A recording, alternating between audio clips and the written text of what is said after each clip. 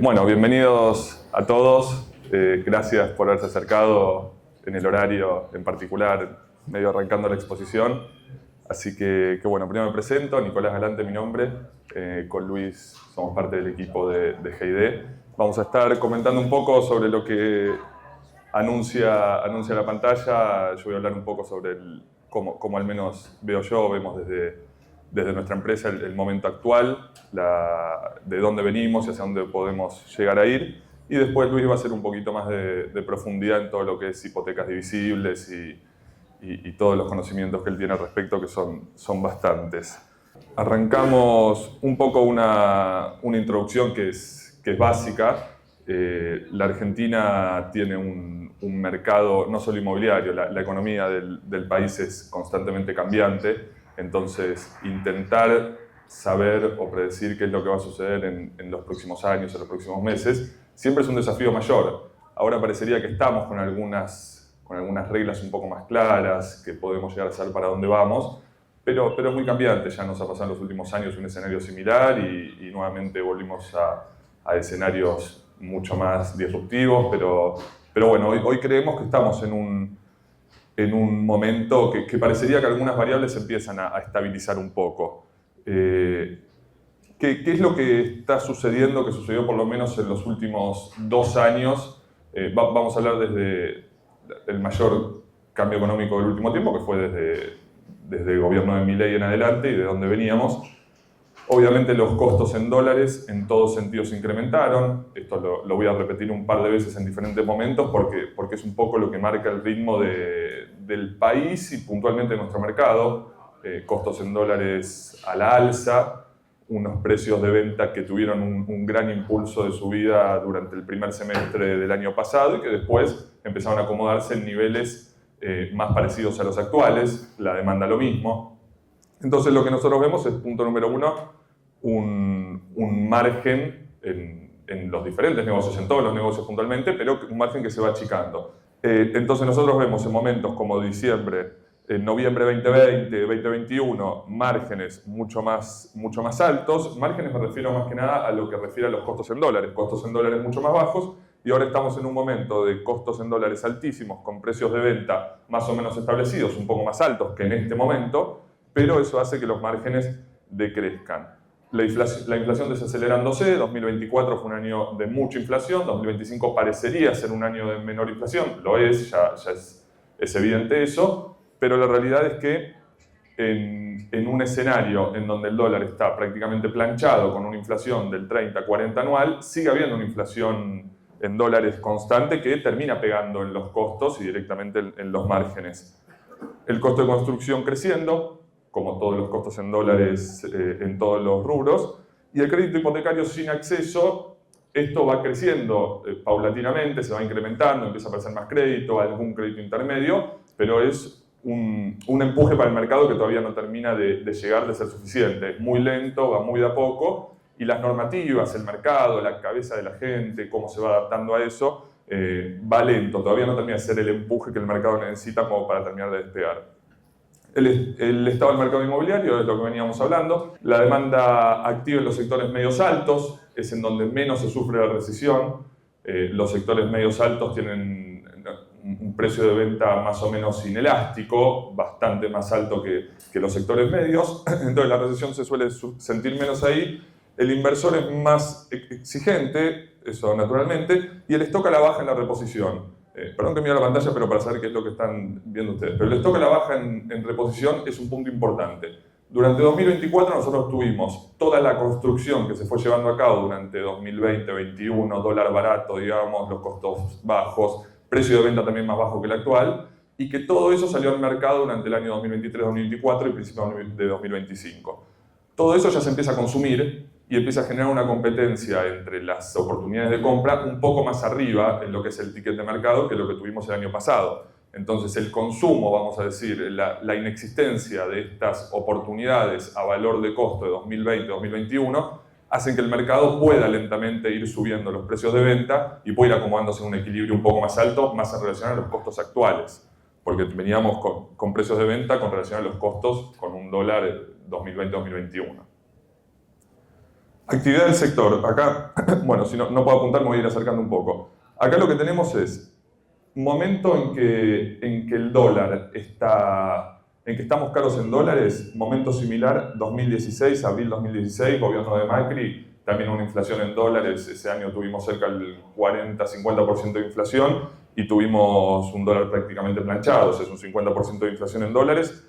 Tenemos que la actividad del sector decrece naturalmente, que es similar al momento en el que estamos ahora. No quiero pasar por ese lado, pero en marzo de 2025 nosotros nos ubicamos casi en una línea similar a la que estamos ahora, obviamente con la pandemia del medio, que es lo que nos lleva a cero en enero de 2020, febrero de 2020, y después empieza a crecer con el gobierno de Alberto por los costos bajos en dólares, y después nos encontramos con una baja notable durante 2024 y empieza de repente a crecer nuevamente durante los primeros meses de 2025, que es un poco lo que veníamos hablando. La inflación se desacelera, los costos en dólares son un poco más predecibles, los precios de venta se acomodan a un nivel un poco más alto porque el valor de reposición ya es más alto y empezamos a tener un mercado con las variables un poco más equilibradas. Ya no tenemos un mercado tan disruptivo en todos sus sentidos. ¿Qué es lo que podemos ver de acá para adelante, año 2025-2026? Un poco hablando de lo que veníamos diciendo. Acá también vemos evaluación histórica del precio de la construcción. Sigan la línea azul, que es la de abajo, porque es el dólar blue. La línea roja es la que representa el dólar oficial, que durante varios años prácticamente fue inaccesible, entonces es mentirosa respecto al gráfico. Pero lo que podemos ver acá es que hoy estamos en valores históricos del costo de la construcción, también muy similar. Ahí abajo no sé si lo llegan a ver, dice 2016-2017, y ahora estamos en valores de la construcción muy similares. Lo que veníamos diciendo, el valor de la construcción es muy bajo durante los últimos 4 años, y nos acomodamos en costos de construcción similares a ese momento. Entonces, cuando volvemos para atrás, vemos que 2016-2017 tiene un escenario similar a esto en lo que referencia a costos, pero creemos que esto puede ser un poco más impulsado por algunas cosas, entre otras las que Luis le va a contar ahora en un ratito. Los costos siguen subiendo, pero con previsibilidad, lo que decíamos antes. Hoy se calcula una inflación 2025 del 36-40%. Sabemos qué es lo que van a subir los costos, alguna baja en algún sentido tributario o por la apertura de importaciones, que tampoco es abrupta, es más el ruido que hace que la baja en los costos reales. Pero bueno, eso en el mercado se va reflejando. Escenario de riesgo. Lo que ya sabemos, lo que decíamos al principio, estamos con cierta estabilidad macroeconómica, pero sabiendo que siempre ante el primer mínimo cambio volvemos a un escenario donde el dólar puede pegar un salto abrupto, donde puede haber un retroceso político, o vamos a llamar retroceso a una lucha de poderes nuevamente política, donde lo primero que hace es que no esté tan claro hacia dónde vamos, y eso te puede contraer la demanda. ¿A qué voy con esto? Este mercado lo conocemos, en este mercado trabajamos varios periodos de las últimas décadas. Es un mercado para pocos, es un mercado con un perfil del inversor muy fuerte, es un mercado con precios un poco más bajos y con costos un poco más bajos, pero también con una movilidad y una entrada y una salida mucho menos dinámica, porque todo lo que se compra es la gente que ya tiene acumulado en el colchón, vamos a decir, los dólares y que buscan renta y que el alquiler termina siendo muy bajo en relación a lo que se pagó por el departamento. Entonces es un mercado medio incómodo, que no sabemos mover, que lo sabemos trabajar, que todos hemos vivido en ese mercado, pero que no se dinamiza durante los próximos 10 años y puede haber un crecimiento y una baja en el déficit habitacional y no soluciona esos problemas de fondo que podemos llegar a tener justamente en este escenario. Por eso digo que también está el escenario de oportunidad. Este es el mercado, retroceder al mercado que conocemos, y este es el escenario de oportunidad, que es un escenario que se va dando más lento, es un escenario que tenemos que tener un poco más de paciencia. Los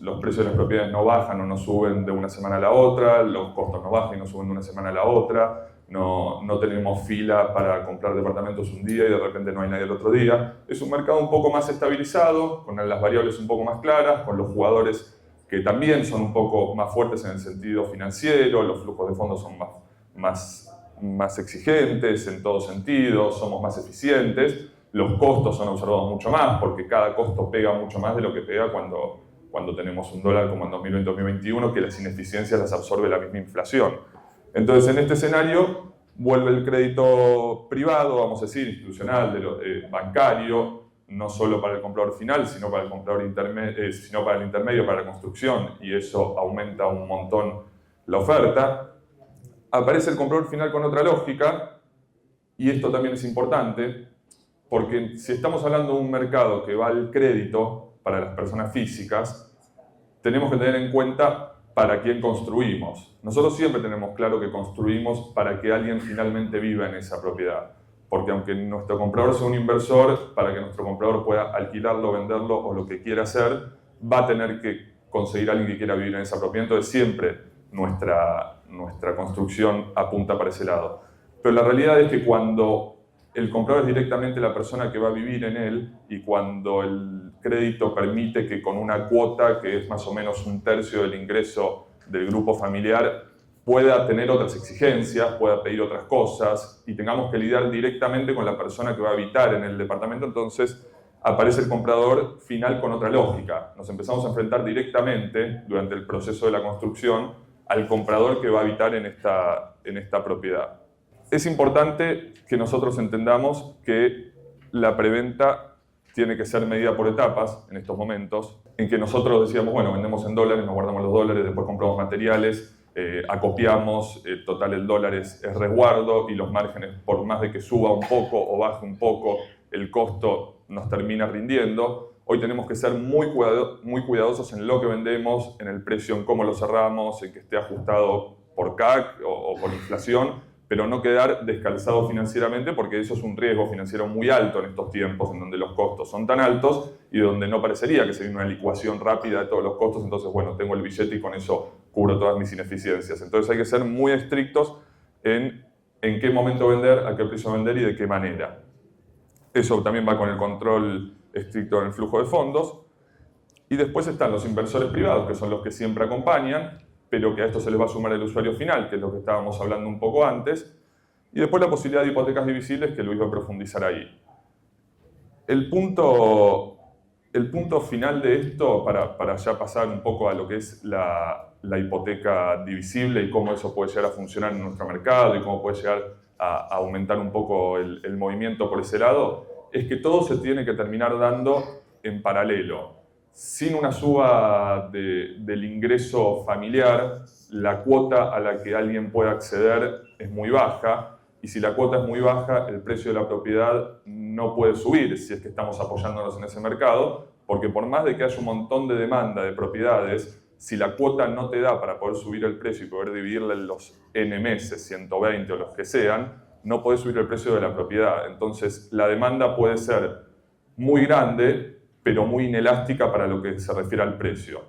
Entonces es importante que todo se vaya dando en su conjunto, que empiecen a aparecer los créditos, que el ingreso medio en dólares se vaya incrementando, que es un poco lo que pasó, y que a partir de ahí, de vuelta, si es que estamos apuntando a un mercado que crezca en precios y en cantidades a partir de los créditos, es que necesitamos un ingreso familiar más alto, una capacidad de cuota más alta, y ahí sí va a haber un poco más de oferta, créditos privados para la construcción, y una demanda satisfecha, tal vez en unos valores de equilibrios que vayan un poco más altos. Cierro con esto, bueno, las reflexiones de también, parecido a la diapositiva con lo que empecé, de las cosas que ya sabemos.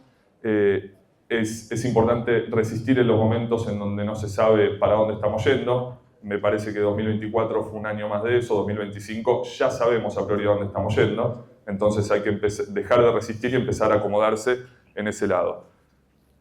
No moverse puede ser tan riesgoso como moverse mal. Tenemos que estar listos para el mercado que se viene, en relación a la estructura interna de la empresa, en relación a la dinámica de venta, en relación a los costos, en relación a cómo indexamos los ingresos que nos entran por cuotas, qué hacemos con la plata que tenemos.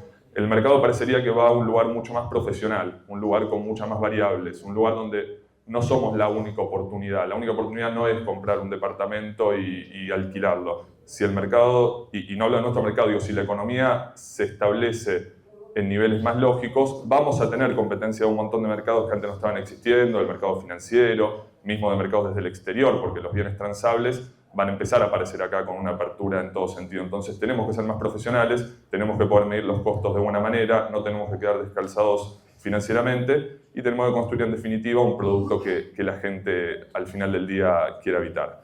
Así que bueno, los dejo con Luis para que profundicen en lo que es la hipoteca divisible y gracias por el tiempo.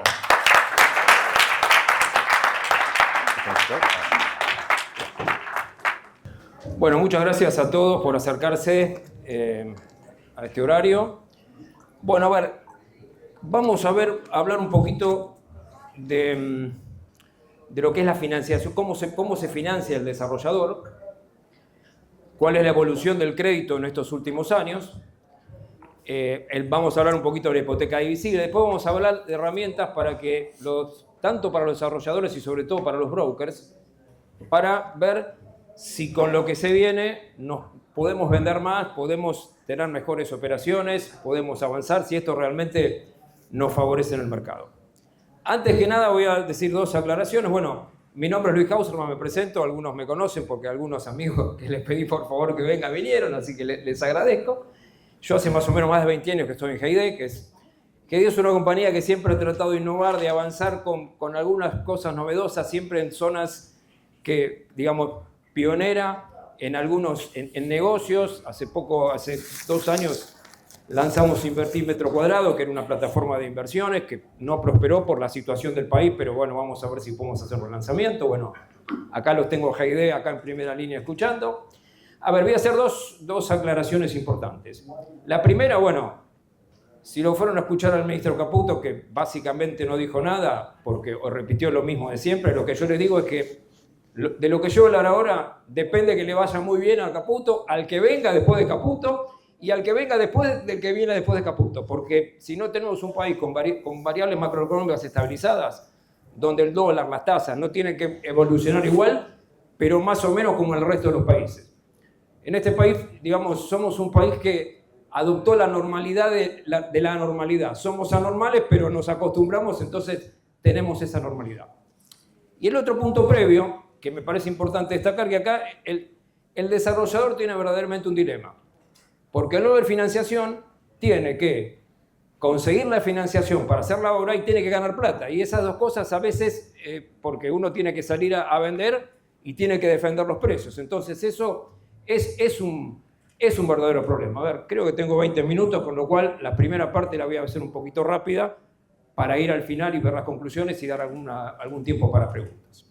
A ver, voy a hacer un repaso de dónde venimos, que todo el mundo ya lo sabe. O sea, en la década del 90, que fue la época dorada de los créditos, donde realmente había hipotecas, donde yo aprendí un poquito de créditos en esa época, digamos, llegamos al 5,5 del PBI, ahora estamos en el 2023, estábamos en valores prácticamente cercanos a cero. Como les dije, en el 90, auge de créditos en dólares por estabilidad cambiaria. 2002, ya todo el mundo sabe, la gente corría a los bancos, la especificación asimétrica, y ahí empezó con una fuerte preventa en los años 2004, 2005, 2006, la gente a salir y a invertir y a protegerse en el único instrumento que le daba cierta seguridad y una opción de futuro, que eran los ladrillos. Bueno, 2016, 2017, un pequeño verano, aparecieron los créditos UVA, pensamos que esto va a durar para siempre. Bueno, no fue así, nos engañaron a todos. Bueno, y el resumen es de 2003 a 2023, inflación crónica, informalidad, hubo blanqueo, el segundo blanqueo, el tercer blanqueo, saque el oro del colchón, o sea, tenemos ese problema. Ahora vamos a ver qué herramientas tenemos para atacar esos clientes. Bueno, y una pequeña comparación con Chile, Brasil, México y otros países de Latinoamérica, no hablemos de otras partes del mundo que tienen una participación en el mercado hipotecario muy superior a la nuestra. Bueno, ¿dónde estamos? Bueno, justo esto engancha un poquito con lo que dijo Nico, o sea, hubo una reactivación del 2024, ahora estamos también en un cimbronazo preelectoral, donde hoy escuchaba la televisión, tasas de hasta el 80% en mercados secundarios, el dólar moviéndose, digamos, que digamos, está muy atrasado, pero cada vez que el dólar se mueve genera inestabilidad. Bueno, estamos en una pequeña o gran turbulencia, no sabemos después qué va a pasar. Bueno, la inversión en hipotecas es baja. El régimen de regularización de activos, eso es lo que le comenté, o sea, cada blanqueo termina siendo un éxito porque es imposible con la carga impositiva que hay acá que todo el mundo esté en blanco y tenemos mucha gente asalariada o que depende de ingresos, sean cuentapropistas que tienen ingresos no demostrados, que podrían calificar para un crédito que no pueden hacerlo. Bueno, como objetivo, a ver si esta recuperación podemos tener un sistema sostenible y darle un impulso al crédito, que es lo que le está faltando a este mercado como para crecer de verdad. Bueno, ¿hacia dónde vamos? Bueno, hipotecas divisibles, ahora voy a profundizar sobre eso. Salió una norma realmente bastante novedosa, que ahora la vamos a profundizar un poquito más. Bueno, algo que también comentaba Nico, dependemos de la estabilidad macro y que el poder adquisitivo se recupere, si no, lamentablemente, esto no va a tener mucha aplicación. Bueno, innovaciones normativas y financieras a las nuevas posibilidades. Vuelvo a repetir lo que les dije, el decreto que salió, que para mí es muy interesante. Y también esto ya estaba, o sea, no es que ahora se sacaron un montón de normas. Muchas normas estaban de la década del 90, las letras hipotecarias, fondos no bancarios para securitización de créditos. Esperemos que esto pase, pero estamos en ese camino. Bueno, vamos a ver cuáles son las alternativas que tiene un desarrollador inmobiliario para financiar y para poder, porque todo lo que le comentó Nico, hace falta construir y hacer un edificio. Para hacer un edificio hace falta plata. ¿De dónde sale? Bueno, o se aporta al propio capital, preventa de unidades a clientes finales, que es todo, o sea, hoy todos los desarrollos de la Ciudad de Buenos Aires, y me atrevería a decir de todo el país, están en las primeras 4. Entre las primeras 4 opciones, que o canje con los dueños por metro cuadrado o canje con los proveedores. O sea, el contratista de albañilería, de electricidad, te dio un departamento, al dueño del terreno se le hace hay muchos terrenos que se venden en canje. Y financiación bancaria puse casi inexistente, había puesto inexistente, pero lo saqué porque acá lo tengo también a Sebastián, que es el único banco, el Banco Ciudad, que tengo que ser honor la verdad, el único banco que se ha preocupado por mantener líneas activas en estos últimos 20 años. Hace poco sacaron una línea muy ingeniosa, siempre están trabajando y haciendo esas planillas de Excel que hace Sebastián, que son muy interesantes, y siempre sacando productos. Antes de que salga la norma ya habían sacado un producto de financiación intermedia, muy interesante, que se estuvo divulgando, pero digamos que es nada, lamentablemente es nada. El financiamiento intermedio, hubo algunas líneas en el medio desde el 2003 ahora. De hecho, en GID hemos sacado varias líneas con el Banco Ciudad. La primera línea en uvas que el Banco Ciudad dio a un desarrollador, la sacamos en GID, pero para un mercado no alcanza, y no alcanza que sea un solo banco. Pero hay valientes, eso es verdad. Bueno, ¿cómo funcionaba en la década del 90? ¿Cómo funciona en otros países? Sin hipoteca divisible, sin nada. Fácil. El desarrollador pone la tierra, pone más o menos un 20, un 30% de la obra. Viene el banco que financia el 70% de la obra. ¿Qué requisito pide el banco? Y el banco lo que pide como requisito es que haya un cierre comercial y financiero, o sea, que el desarrollador tenga ventas, que haya registrado ventas suficientes para que, durante la obra, o con el saldo de precio, para que le cancelen al banco, se pueda financiar la obra. El banco va desembolsando por avance de obra para asegurarse que la plata que da el desarrollador se invierte en el proyecto, y al final se escritura, saca la posesión, los clientes sacan su hipoteca, le pagan al desarrollador, el desarrollador le paga al banco. Ese es un sistema que funciona en todo el mundo y que debería funcionar acá. Acá no funciona justamente por el tema de la inestabilidad macroeconómica. Pero eso, digamos, no hace falta ninguna norma nueva. Eso se podría hacer hoy si las condiciones estuvieran. A ver, hoy de vuelta, los bancos en este último año, las tasas de hipoteca se duplicaron. En algunos casos se acortaron los plazos y se bajaron las condiciones de financiación. O sea, si ustedes van a las páginas, yo los invito a que vayan a las páginas de los principales bancos, no dice hipotecas en la página central. Yo digo que están escondidas, las tienen que encontrar. Vamos al decreto 1017/24, que es el de las hipotecas divisibles. O sea, para mí esto genera una innovación muy importante que no creo que en otras partes del mundo esté, porque no la necesitan tampoco. Entonces, se sacó una innovación muy importante que da mucha más flexibilidad, que permite hipotecas divisibles para que se pueda financiar en pozo a los compradores, y vuelve a repetir la securitización de hipotecas, emitir una letra hipotecaria, financiar en el mercado de capitales. O sea, que el banco que hace la primera financiación pueda vender esas hipotecas a un fondo, de tal manera que con ese fondo se vuelva a alimentar el mismo sistema y se haga una retroalimentación. Básicamente, ¿cuáles son las normas y la norma salió en noviembre del año pasado y se reglamentó hace poquito. Salieron 2 resoluciones, una resolución del Ministerio de Economía y del Ministerio de Justicia y 2 resoluciones del registro de propiedad en capital, porque no olvidemos que en la capital el registro de la propiedad depende del Ministerio de Justicia, no es local. Entonces eso tendría que ser reglamentado por el Poder Ejecutivo. Entonces, ¿qué así? Y algo que incorpora es que la Comisión Nacional de Valores puede autorizar a agentes de bolsa, por ejemplo, para que actúen de la misma manera que el registro de la propiedad. Con lo cual, se puede designar, uno puede designar que los boletos sean registrados por intermedio de un agente de bolsa. Permite la división de hipoteca. Esto significa que yo voy a poder dividir la hipoteca durante la obra sin esperar que salga la escritura y los trámites de escrituración, que hoy es el gran problema. Se puede financiar directamente a los desarrolladores, a los compradores, pero claro, es muy raro que un banco hoy le venga a dar la plata a un comprador para que el comprador me pague a mí y yo no haga el edificio y me vaya. Entonces, el banco, ahí falta un control de avance por parte del banco, porque si no, esto no, o sea, vamos a caer en el esquema de control de avance de obra. Nadie le va a prestar la plata de un edificio que no se... Hoy técnicamente no está instrumentado, pero sería posible que yo compre un terreno, haga un proyecto, lo apruebe, haga unos render, una carpeta, salga a vender, que ese señor saque un crédito, me pague. Hoy podría vender hasta el 100%, vendo en 120 cuotas, hoy podría ser así. Va a ser muy raro que eso ocurra en la práctica, porque los bancos van a querer asegurar, o quien financie, que puede ser un banco o una institución financiera privada, financia. Y un tema que justo ayer lo consulté, que puede existir un único acreedor global o puedan existir varios acreedores. O sea, yo podría hacer un desarrollo e invitar a inversores particulares a que financien a mis clientes. Y ahora les voy a comentar por qué esa alternativa me parece muy interesante. Ventaja del régimen nuevo, bueno, mayor agilidad en las operaciones, mayor seguridad jurídica. Es importante la trazabilidad, porque al registrar los boletos,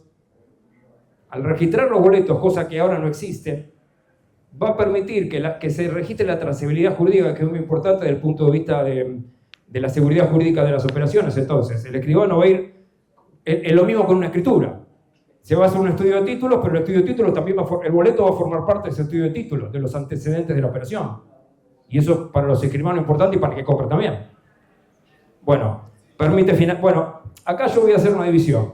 Una cosa es en pozo y otra cosa son edificios terminados, que entre que se termina el edificio y la gente se puede mudar, hasta que salen los planos, hasta que se aprueba el reglamento de copropiedad, hasta que se inscribe, no se puede sacar una hipoteca. Entonces, yo tengo un edificio que lo financié con mi propio capital, quiero vender y la gente no puede sacar una hipoteca, porque justamente las demoras son terribles. Y yo ya el edificio, ya no hay riesgo de que me lleve la plata, porque ya la plata la invertí, o el edificio lo construí. Bueno, eso es lo que viene esta norma a subsanar, de tal manera que se puede registrar un boleto, hacer una hipoteca que se va a dividir el día que se haga la escritura, pero yo, en el momento de que terminé el edificio, puedo vender y que un cliente reciba los fondos, me pague y el edificio está construido. O sea, no hay riesgo. Bueno, hoy con esta norma se podría subsanar ese punto, que me parece muy importante. Bueno, y acá este punto que lo vamos a tratar un poquito después, que yo siempre dije que el que más conoce al cliente, al comprador, es el desarrollador y no el banco que le da el crédito. Hoy no hay duda, porque el desarrollador le vende en cuotas, lo tiene durante toda la obra pagándole cuotas, lo conoce, el banco al final le da, es un NN, mientras que el desarrollador tiene contacto con el cliente, lo ve, lo acompaña en la obra, hace un asado para mostrarle los avances de la obra, es más conocido, no es un desconocido. Bueno, y acá le traje un poco el tema de la estandarización de hipotecas para conectarlo con lo que voy a decir más adelante, pero hoy hay 5 criterios de evaluación de crédito, que eso es para un banco en Japón, en la China, en Estados Unidos, en Brasil, en cualquier lado. Todos los sujetos de crédito tienen que cumplir con estos 5 requisitos. Primero, tener ingresos verificables, que no quieren decir que los obtenga con ver la declaración de ganancia o recibo de sueldo. Hay otras alternativas. Segundo, que tiene que ser un tipo que tenga un historial de crédito digamos, bueno, que demuestre buena capacidad de pago, el veraz, el credit report, que en Estados Unidos es muy importante. Después que, digamos, que su capacidad de pago, que la cuota que va a pagar no supera el 30% de sus ingresos. Tiene que tener un seguro de vida y tiene que tener una tasación que refleje que le están prestando hasta un 20, que, digamos, que aporta el 20, el 25 o el 30% del valor del inmueble. Estos 5 requisitos son los que cualquier calificador de riesgo o cualquier tipo que va a comprar una cartera va a mirar, va a pedir que se cumplan. Todos los sujetos de crédito tienen que tener estos 5 requisitos. Son los 5 requisitos que piden los bancos. Son estos 5. Entonces, hay distintas maneras de obtener cada uno. Pero estas son las 5 cosas que yo tengo. Si le doy un crédito a cada uno de los que están acá, me quieren comprar, tengo que verificar que me cumplen esta situación. Y acá vamos a un poco redondeando la charla. Un crédito hipotecario es un 10, 20 o hasta 30 años, con lo cual lo que se saca hoy cuando uno va al banco es una foto y el crédito es dinámico. Yo escuché mucha gente que dice, che, no me voy a separar ahora, sepárate después que sacas el crédito. Porque si no el banco te va a rechazar el crédito. Bueno, se va a separar el día después que saca la hipoteca. ¿En qué cambia? ¿El banco lo tiene adentro? Bueno, para mí el riesgo es el mismo. Si lo vi hoy y mañana cambió, entonces no me va a cambiar. Tendría que analizar si puede pagar independientemente de que se separe o no, porque el riesgo lo voy a tener igual aunque no lo vea. Bueno, y aquí es lo que yo les comenté antes. Hoy en el mercado, sobre todo el mercado argentino, que es la normalidad de la anormalidad, tenemos mucha gente que tiene los ingresos, pero que no los puede demostrar. En un mercado de una informalidad, con los blanqueos que vemos y lo que venimos de la plata hay gente que tiene ingresos, va a la puerta del banco, no puede entrar porque entonces hay que buscar, y eso no hace al cumplimiento o a la pagabilidad del crédito. Que pueda demostrar los ingresos. Hay gente que tiene buenos ingresos y no paga, y hay gente que tiene de ingresos muy demostrados y paga, y hay gente que no, pero me puede pagar más que... O sea, es un detalle, en este país pasa a ser un detalle. Obviamente que ingresos no demostrables pueden ser más inestables, pero bueno, hay que buscar scoring alternativo, métodos distintos, métodos renta presunta, hay otras alternativas de calificar gente que hoy los bancos no podría calificar. Y ese es el problema que tiene mucha gente. De tengo la plata, no puedo acceder. Puedo pagar el anticipo, puedo pagar la cuota. Bueno, y acá es donde digo desarrolladores y brokers pueden liderar soluciones más ágiles. Yo lo que veo, como existía en la década de los 90, los canales de originación alternativos, donde van a tener que capacitarse los brokers en el tema hipotecario, de avanzar con esto, porque el primer canal de acercamiento a una propiedad es el broker, es el desarrollador. De ahí va el banco, pero primero, entonces ustedes ya pueden tener, a ver, en ese momento había convenios con bancos, algo un poco más ágil y más estandarizado. Y veo un cambio en el perfil del cliente, porque hoy nosotros tenemos, si pensamos un poco, departamentos de un ambiente, que hay mucha oferta de departamentos de monoambientes en la capital, el 90% son inversores. El 90% gente que compra un monoambiente para vivir son la minoría. Entonces, ¿qué pasa? Hoy el inversor, imagínense por un lado, comprar un departamento, hoy el alquiler te da un 5% anual, que buscarme un inquilino, hacer contratos cada 2 años, que el departamento se rompe, que las expensas, bueno, un montón de situaciones que, digamos, como no hay alternativas de inversión y la gente no sabe qué hacer con la plata, prefiere comprar un departamento porque no encuentra otra cosa. Bueno, creo que eso va a cambiar, un poco por lo que le decía Nico también, que hay que buscar otros productos, porque hoy hay muchos por ahí, faltan 3 y 4 ambientes y sobran 1 y 2 ambientes.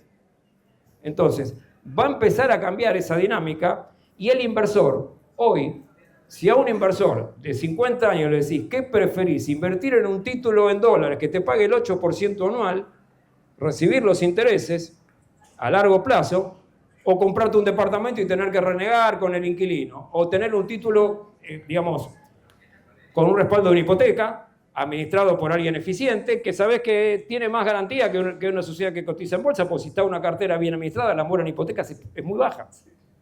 Entonces, ahí vamos a tener un cambio del mercado que vamos a ver cuándo llega, pero de vuelta, depende de las condiciones macroeconómicas y depende cómo un poquito se dé el mercado en el futuro.